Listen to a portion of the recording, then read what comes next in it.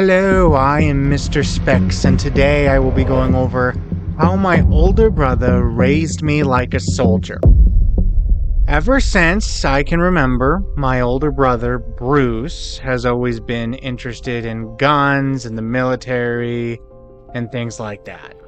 When he was younger, he would draw things like birds on top of grenades or soldiers shooting at unholy abominations from the seventh layer of hell. You know, the normal stuff boys are into drawing. He then moved on to guns, firing them, cleaning them, and learning how they worked and what the names of different guns were. I believe the gun fascination came from when he first started playing Call of Duty, and it just never went away. I believe the game was designed specifically to make people want to join the army. But hey, it worked! Because the next phase was when my brother and his girlfriend Kim at the time decided to sign up for the military. But there was a problem. They wouldn't let him in because they found out he had asthma for a brief period when he was 12. And it never bothered him again after that. Apparently, having asthma for a very small part of your life, keep in mind it doesn't bother you after the age of 12, is enough to keep you from ever joining the army and living your dream of being a soldier. Well, the more you know. My mother is a woman who thinks tomorrow will never come, but it always does. She lives as if the world is always about to end. And after the release of the 2012 film about the world ending, she immediately pulled my siblings and me out of public school and moved our entire family from California to Utah.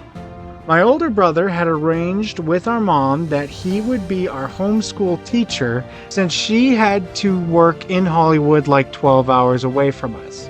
My older brother Bruce taught us the normal things as our homeschool teacher, science, mathematics, English. But he also taught us how to handle weapons and how to make ghillie suits out of materials found in our environment. We had a lot of interesting drills, like for instance, we did 5 laps of Indian runs around our 12-acre property. For context, an Indian run is where you jog in a straight line, but the person in the very back has to sprint all the way to the front of the line, and then the next person, and then the next person. We also did other exercises like squats and pull-ups, and we did P90X workouts as well that were about an hour long. Needless to say, he was a very long time compared to our other subjects. The projects that my brother would come up with were the best. While other kids had book reports or science projects, we had bunker building and mud pit digging. It was so much fun, even though we got really dirty. That stuff, when it gets in your hair, man, it really gets in your hair.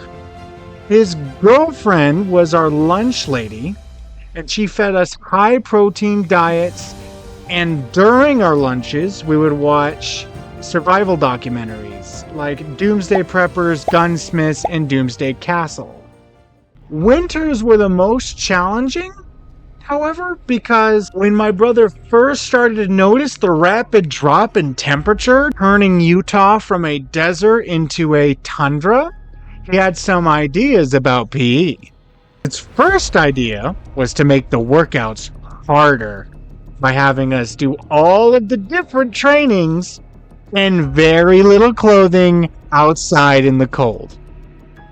I believe the idea for this was to build resistance to the weather faster and to adapt to the cold, since we've never seen or felt a true freezing winter before. When we first did these winter exercises, we would start with an Indian run, with me, my 2 sisters, my little brother Tom, Bruce, and his girlfriend Kim. About halfway through, the girls could not continue, so it was just me, Tom, and Bruce out there. Now, when we got to the last lap, I had tears in my eyes and frostbite on my fingertips and nips, but I told myself just one more lap and we're done. My little brother Tom, however, couldn't even take it, and he had to go inside and warm up. So it ended up just being me and Bruce left.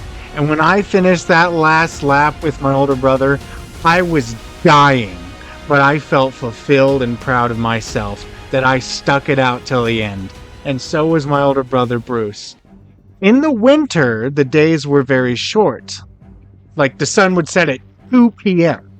So we would often do these PE trainings into the night just because it got dark at like 2.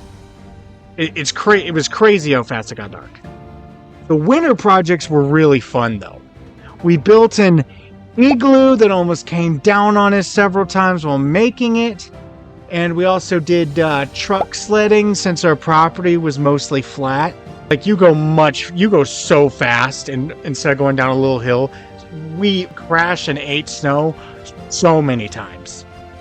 We also did a really fun version of hide and seek where my older brother put on a snow ghillie suit and took 10 minutes to hide, and we only found him when I bumped into him randomly after searching for like an hour.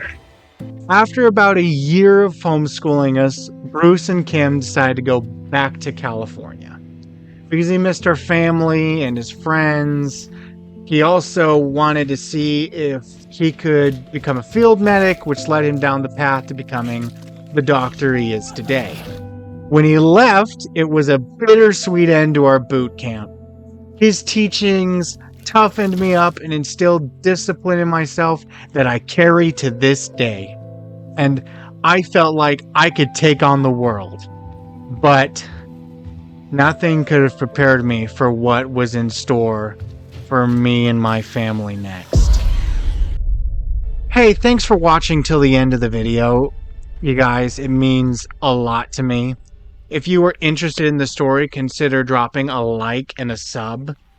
If you want to see more of my content, consider picking the video about my immense childhood fear of bees. Thanks for watching, sleep tight, and don't let the bed bugs bite.